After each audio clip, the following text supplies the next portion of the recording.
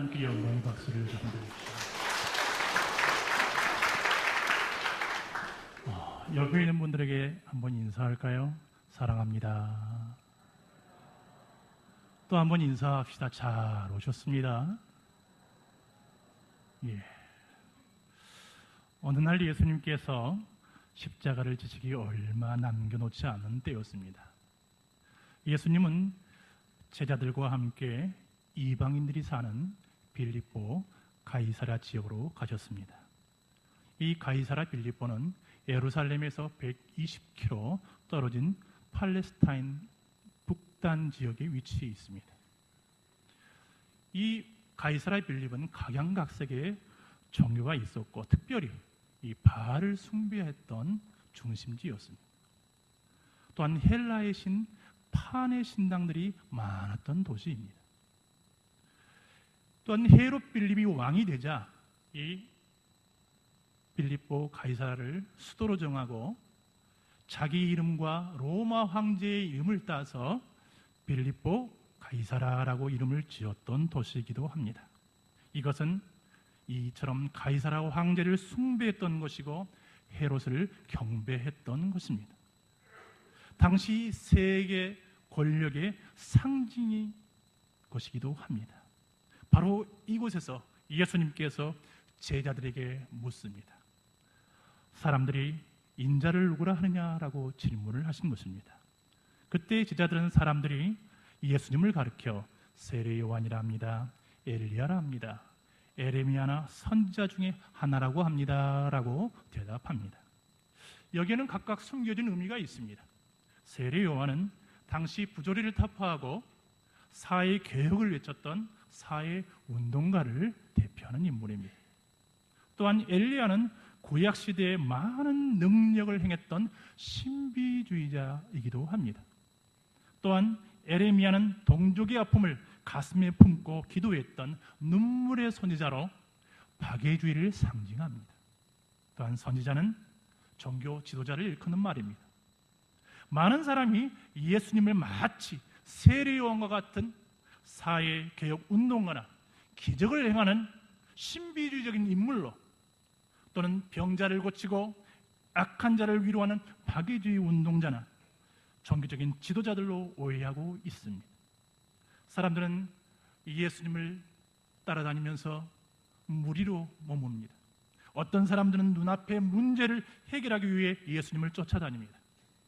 그의 앞에 가면 병도 낫고 기적도 행하며 먹을 것도 준다는 것을 알게 된 사람들은 몰려다녔습니다.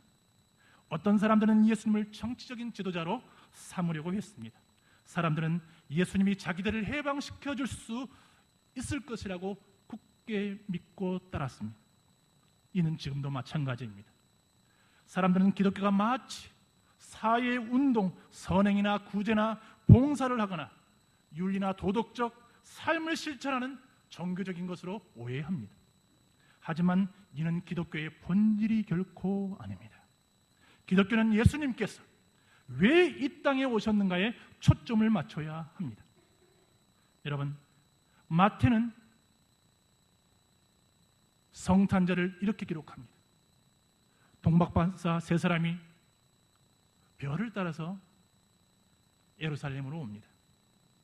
그런데 이 동방박사 세 사람은 그 당시에 가장 지혜로운 사람을 이야기합니다. 여러분, 지혜가 여기 있다고 말을 합니다. 그 사람들은 보배합을 엽니다. 그 말씀은 여러분의 마음의 문을 여십시오라는 말입니다. 그리고 세 가지 예물을 드립니다. 황금과 유향과 몰약을 예수님께 드립니다. 여기에서 황금은 예수님은 나의 왕입니다. 유향은 예수님은 나의 제사장입니다. 그리고 몰약은 썩지 않게 하는 데 사용되는 향품입니다. 이것은 부활의 주님을 이야기하는 것입니다. 여러분, 누가는 목자의 이야기를 합니다. 오늘 다윗의 동네에 너희를 위하여 구주가 나셨으니 곧 그리스도 주시니라 라고 말씀하십니다. 그리고 요한은 어떻습니까? 태초에 말씀이 계시니라 라고 선포합니다.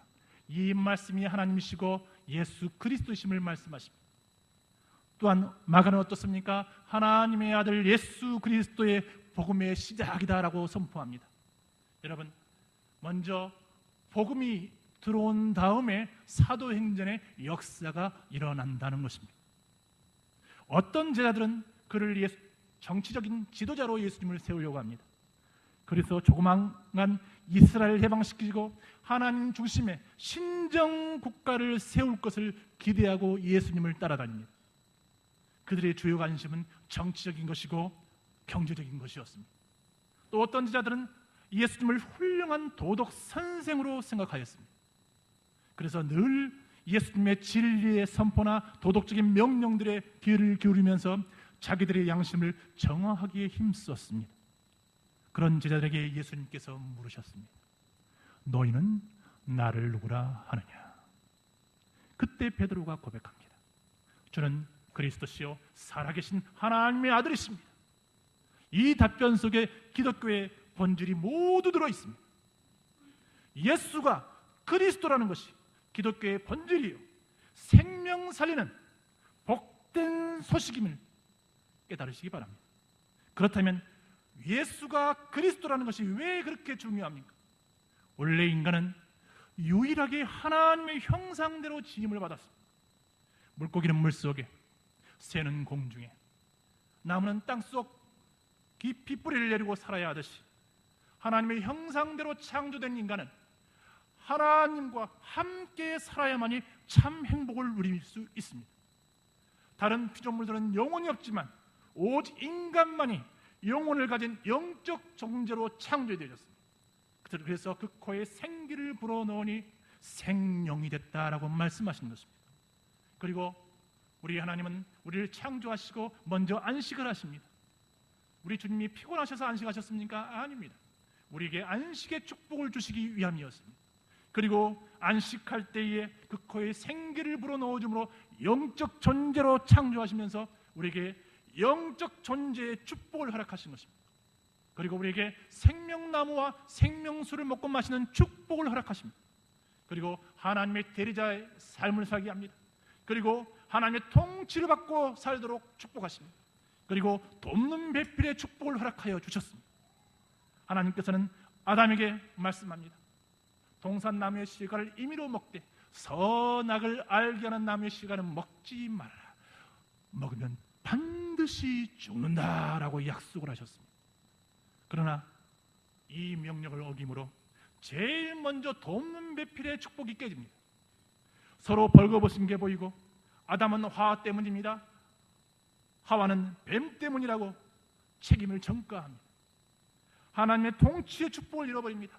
그렇기 때문에 어떻습니까? 인간은 사주팔자 운명에 매여 살 수밖에 없습니다. 또한 하나님의 대리자로 사는 축복을 잃어버립니다. 그렇기 때문에 마귀의 종노릇합니다. 생명나무와 생명수를 먹고 마시는 축복을 잃어버립니다.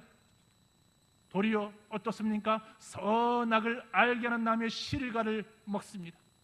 내가 하나님이 되어서 이것은 맞아, 이것은 틀려라고 선악을 분별한다고 말입니다. 이처럼 어떻습니까? 자꾸 우리는 정죄하는 삶을 삽니다. 그리고 어떻습니까? 안식의 축복을 잃어버려서 참 평안이 없고 늘 불안합니다. 인간의 근본 문제는 하나님을 떠나서 왔습니다. 그 결과 모든 인간은 죄와 허물로 죽습니다. 이처럼 우리를 하나님 떠나게 하고 죄와 허물로 죽을 수밖에 없도록 한 장본인이 있습니다. 그것은 사단이라는 것입니다. 이러한 죄의 대가로 인간은 사단의 종노릇을 하며 고통 속에서 살아가게 되었습니다. 영적 고통과 육신적 고통을 당하다가 영원한 멸망길로 빠지게 되었습니다. 이 저주는 자자손손 대대로 대물림됩니다. 영원한 축복이 영원한 저주로 바뀐 것입니다. 이 문제를 해결하기 위해서 아담과 하와는 제일 먼저 무엇을 합니까? 무화과 나무 잎을 입습니다. 그러나 어떻습니까? 이것은 종교적인 방법으로는 해결되지 않습니다.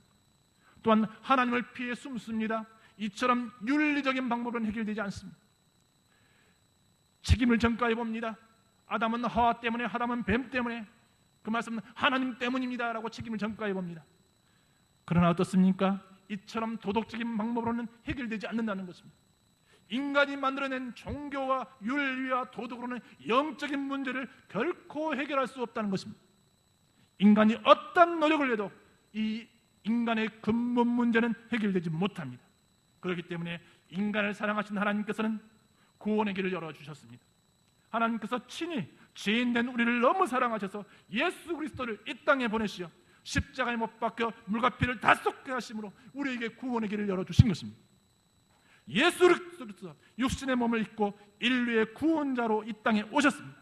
그래서 예수님께서 이렇게 말씀하십니다. 내가 곧 길이요 진리요 생명이니 나로 말미암지 않고는 아버지께로 올 자가 없다라고 말씀하십니다. 또한 하나님이 세상을 이처럼 사랑하사 독생자를 주셨으니 이는 저를 믿는 자마다 멸망치 않고 영생을 얻게 하려 하심이라고 말씀하십니다. 예수님께서 그리스도이심을 믿기만 하면 영생을 얻게 된다는 것입니다. 예수님께서 그리스도로 오신 것은 우리로 생명을 얻게 하고 더 풍성히 얻게 하려 함이라고 말씀하십니다. 베드로는 이렇게 간증을 합니다. 천하 사람 중에 구원을 얻을 만한 다른 이름을 우리에게 주신 일이 없습니다라고 고백합니다. 여러분, 예수 그리스도 외에는 구원이 없습니다. 그렇다면 예수가 그리스도라는 뜻이 무엇일까요? 예수란 마태복음 1장 21절에 의하면 자기 백성을 저희 죄에서 구원할 자라는 뜻입니다. 즉 구원자라는 말입니다. 여러분이 잘 아는 여호와 하나님, 여호와의 뜻도 구원자라는 말입니다. 이 여호와 하나님이라는 말씀이 창세기 2장 4절부터 계속 나옵니다. 성경 전체는 구원에 관한 메시지입니다. 우리가 이 성경책을 읽고 여기서 구원을 얻지 못한다면 그것은 본일이 아닙니다. 그리고 어떻습니까? 그리스도는 기름 부음을 받은 자라는 뜻입니다. 예수는 이름이고 그리스도는 직분입니다. 예수님께서 이 땅에 오시기 전 구약시대는 선지자, 제사장, 왕에게 기름을 붓게 하셨습니다. 이렇게 기름 부음을 받은 선지자, 제사장, 왕을 통틀어서 그리스도라고 하는 것입니다. 예수님께서는 그 그리스도 역할을 감당하기 위해서 이 땅에 오셨습니다. 왜입니까? 인간의 근본 문제가 하나님을 떠났습니다. 그래서 하나님을 만나는 길을 여신 선지자이신 그리스도로 오신 것입니다. 인간의 근본 문제가 죄 문제입니다. 죄의 싹은 사망입니다. 이 죄 문제를 해결하기 위해서 예수님께서는 참 제사장이신 그리스도로 오셨습니다. 또한 예수님은 이 마귀의 일을 멸하신 참 왕으로 오셨습니다. 하나님을 떠난 문제, 이 죄 문제, 이 영적인 문제를 해결받은 사람은 모든 문제를 해결받은 사람입니다. 예수님께서는 십자가에서 물과 피를 흘리심으로 이런 모든 일들을 다 이루었다라고 선포하신 것입니다. 예수 그리스도의 속죄의 피에만 나의 모든 죄와 저주를 해결할 수 있는 것입니다. 그렇기 때문에 예수님은 그리스도, 우리 인생 모든 문제의 해결자이신 것입니다. 이것이 바로 복음의 핵심입니다. 예수님을 그리스도로 믿고 나의 주인으로 영접한 사람은 그 순간 모든 재앙은 물러나갑니다. 영접하는 자, 곧 그 이름을 믿는 자들에게는 하나님의 자녀가 되는 권세를 주었다라고 말씀하십니다. 인생의 주인을 예수님으로 바꾸시기 바랍니다. 예수님을 구주로 영접하면 여러분의 심령 속에 주님이 오심으로 하나님의 자녀가 됩니다. 예수님을 영접한 순간 마음속에 주님이 오셔서 우리의 주인이 되시고 평생 함께 하시겠다고 약속하셨습니다. 여기에는 어떠한 인간의 노력과 준비가 필요 없습니다. 다만 마음의 문을 열고 예수님을 그리스도로 모시고 입으로 시인하기만 하면 됩니다. 예수님께서 말씀하십니다. 볼지어다 내가 문 밖에 서서 두드리노니 누구든지 내 음성을 듣고 문을 열면 내가 그에게로 들어가 그로 더불어 먹고 그는 나로 더불어 먹으리라 라고 약속하여 주셨습니다. 여러분, 예수님을 믿는 순간 전능하신 하나님이 여러분을 구원해 주십니다. 이 시간 이렇게 한번 기도해 보시기 바랍니다. 아버지 하나님, 나를 사랑하여서 나를 향한 구원의 계획을 이루어 주심을 감사합니다. 나의 죄를 용서하시고 나를 구원해 주신 예수 그리스도를 나의 구주, 나의 하나님으로 영접합니다. 예수 그리스도가 성령으로 이곳에 오셔서 나를 다스려 주시고 하나님의 뜻에 순종하며 살게 하여 주옵소서. 예수 그리스도 이름으로 기도합니다. 아멘. 여러분이 이 기도를 믿음으로 드렸다면 예수님은 여러분들을 하나님의 자녀가 되게 하십니다. 여러분의 모든 죄는 사함 받습니다. 여러분의 모든 기도는 응답 받습니다. 세상 끝날까지 성령님께서 함께 하시고 인도하시고 승리케 하십니다. 이 신앙 고백을 드린 베드로에게 주님은 천국 백성의 복을 선포하십니다. 저는 그리스도시요 살아계신 하나님의 아들이십니다라는 고백을 한 베드로에게 예수님은 내가 복이 있다라고 말씀하셨습니다. 여러분, 다른 것이 복이 아닙니다. 저는 그리스도시요 살아계신 하나님의 아들, 인생의 모든 문제 해결자라는 사실을 안 것이 바로 최고의 복이라 그 말입니다. 이 영적 사실을 깨닫는 순간 사람은 첫째, 이 신앙 고백 위에 교회를 세우는 복을 주십니다. 반석같이 흔들림 없는 믿음 생활을 하게 하시겠다는 것입니다. 하나님께서 가장 기뻐하는 일이 무엇이겠습니까? 교회를 세우는 일입니다. 믿음의 고백을 한 사람 한 사람이 바로 교회입니다. 여러분, 주님은 여러분 한 분 한 분이 주님의 교회로 세워주기를 원하신다는 것입니다. 교회의 의미는 두 가지가 있습니다.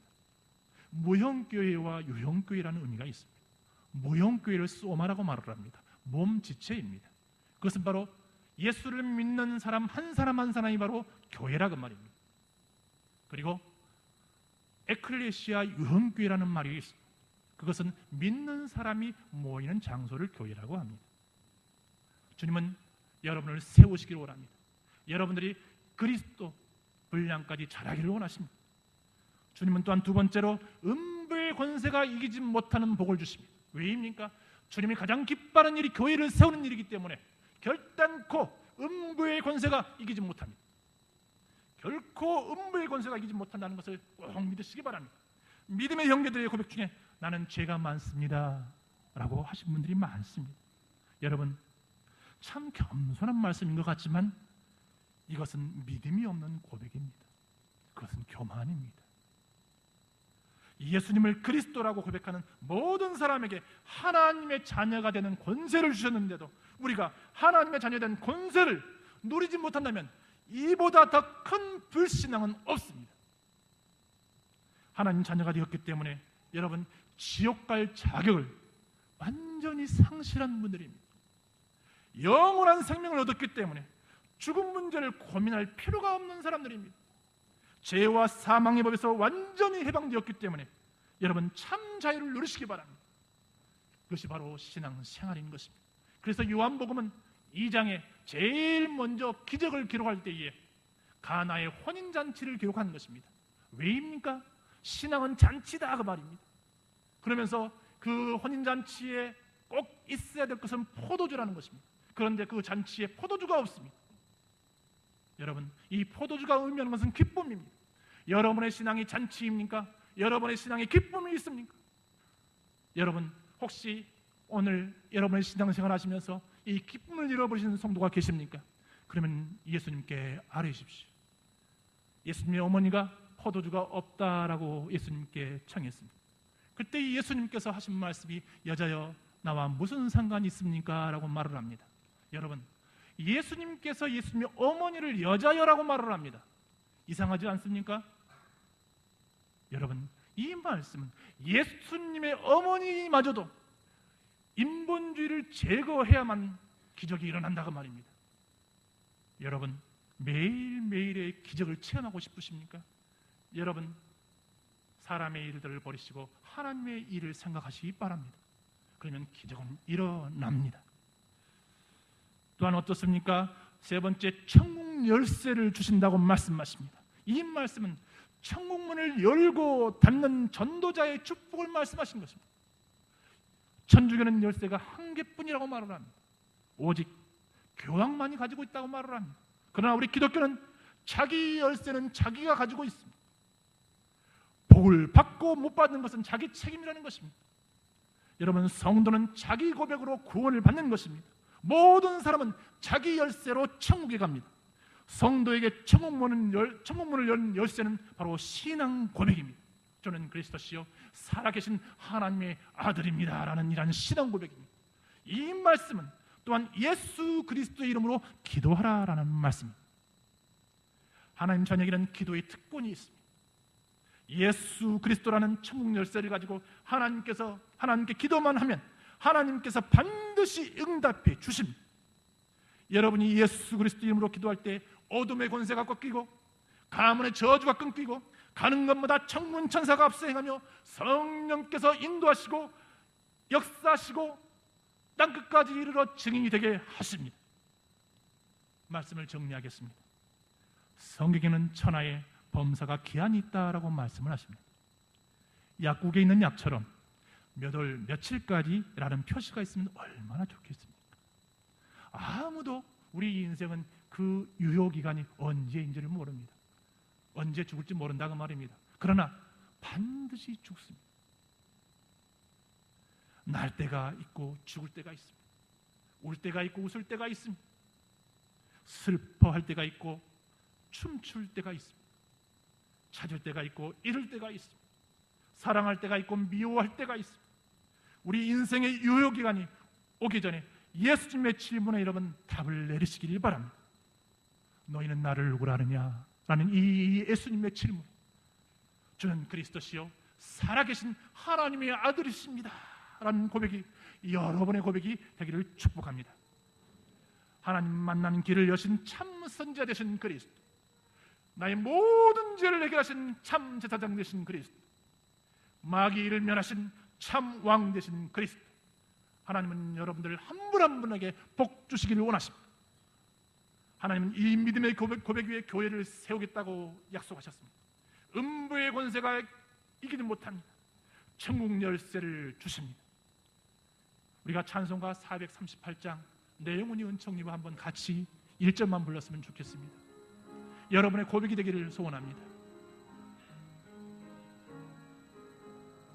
내 영혼이 은총님과 중한 죄지 벗거니 슬픔 많은 이 세상도 정길비로 바로라. 할렐루야 찬양하세. 내 모든 죄 사함받고 주 예수와 동행하니 그 어린아 하늘나라. 아멘. 이 찬양이 사랑하는 성도님들의 매일매일의 간증이 되시기를 축원합니다. 기도하겠습니다. 아버지 하나님, 모든 문제의 해결자가 되시는 예수 그리스도를 우리에게 보내주시고 예수님을 영접함으로 인생의 모든 저주가 물러가고 창세기 1장 2장의 축복을 회복하게 하심을 감사합니다. 예수님이 그리스도심을 고백하는 믿음 주심을 감사합니다. 이 신앙 고백 위에 교회를 세우는 복을 주심을 감사합니다. 음부의 권세가 이기지 못하게 하심을 감사합니다. 천국 열쇠를 주심도 감사합니다. 언약의 말씀이 현장에서 성취되는 한 주간이 되도록 성령으로 충만케 하여 주시옵소서. 그리스도신 예수님의 이름으로 기도하옵나이다. 아멘.